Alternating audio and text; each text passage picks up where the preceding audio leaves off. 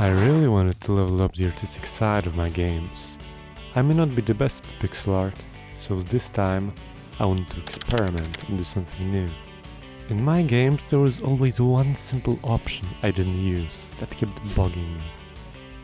Fortunately, the Pixel Game Jam was just around the corner, a 10-day-long competition that focuses on your use of pixel art. This was a perfect time for it, especially with the theme we got. Aqua. You know this thanks to this announcement video, which is 18 seconds of sponsorship and 6 seconds of theme reveal. It was such a general theme. This meant that I had a really hard time brainstorming. I hate trying to go in blind, but that's exactly what I did. I got the craziest idea you could ever have. Aqua is Latin for water. So what if I just make everything underwater? I know, my genius, it's almost frightening. I started with the player's movement. I made it so the player was able to swim in all directions. I found a floaty setup that I really enjoyed, so I kept it. Then I gave the player a dash and an energy bar that made it so you can't just dash endlessly. I also realized that an underwater level without a bubble column would be a criminal offense. That's why it was next on my list. I mean, on my mental list, at least. I also added fish that you could eat to regain your energy. With that in, I wanted to test out everything I had to see whether the movement system works. After that, I made some spikes and a shark-like enemy that damaged the player on impact. I didn't want to add more HUD, that would just clutter the screen, so I made it so you can take one hit without dying. After that, you are vulnerable and have to wait 10 seconds before regenerating. I hope that this would allow people to take a more defensive approach if they struggled. By then, I thought that I knew what I wanted to do. 2 days before this, I had stumbled upon these little creatures, axolotls. You may know them from the many memes they appear in or just from Minecraft. They're pretty cute, so that's what I decided to base my game around. The premise is that you're an axolotl and you're traversing the deep sea in search of a soulmate. As you can see, I'm not that great at rotating axolotls. That's why in the end I just made a single swimming animation for all directions. I also added some sprites for the rock tiles, bubbles, spikes, fish, and the shark. By now, you might have noticed something. My last projects didn't include it. And now, I realized what I was missing out on. Before, when starting my Unity projects, what I did is I chose the default 2D template with the built-in render pipeline. It's the lightest setting for your performance.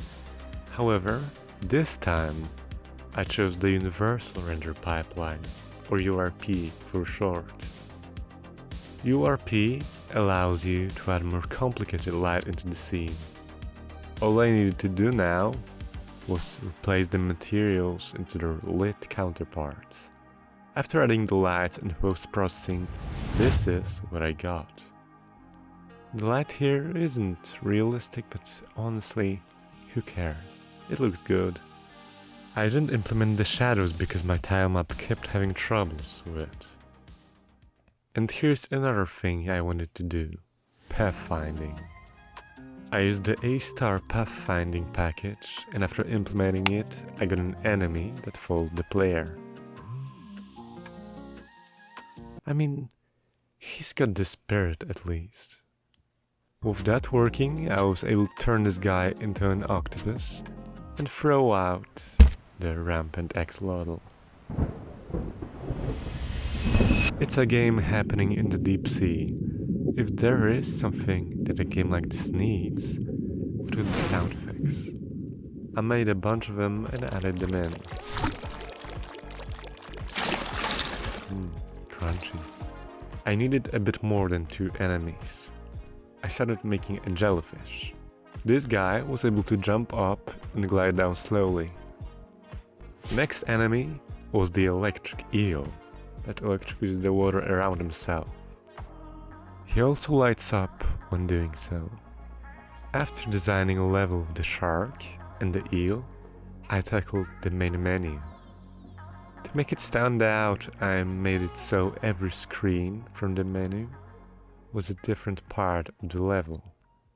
It's really nice to look at. And now, a boss fight.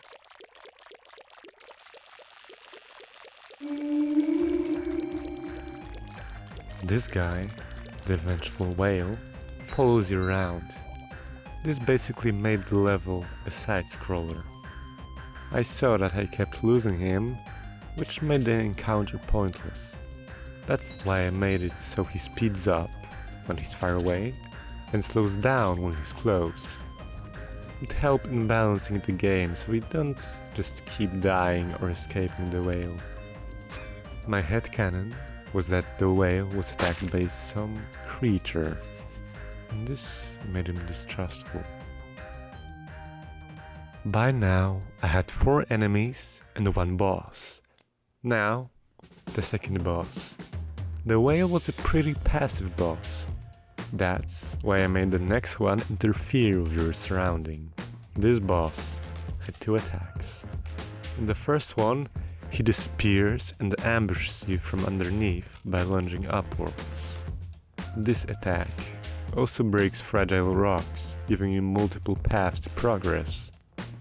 As the second attack, the boss threw out a bomb made of ink from above. If you didn't guess already, this boss is a squid. I also made a cutscene for the squid's defeat, but you are going to have to actually play the game to see it. Sorry, I didn't make the rules. That was the second boss. By now, I had 5 levels. In the last one, I wanted to do yet another type of boss fight. I was, however, in a rush. This was the final level, the final boss encounter, the ending of Blue Axolotl's love story. No pressure. Before that, I added a custom energy bar and particles for the dash. I also made 2 new axolotls, a pink one that you're looking for, and the rampant variation of the axolotl. That's the final boss. I always love bosses that mimic the player, so they have identical abilities as the player, but they are controlled by an AI. This is what I wanted to do here. After a few hours of unsuccessful cutscenes, I gave the boss 2 moves. The first attack is the dash. The axolotl swims at one of a few predetermined points to charge this ability and jumps at the player. If the player gets hit by the dash, he gets launched towards the spikes. The second attack mimics the blue axolotl's bite. If you get close to the boss, he lunges at you to bite you. This is also how you're able to damage him.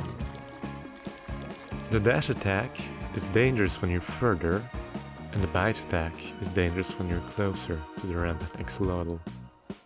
With that, I had 2 attacks that kept the player on their toes.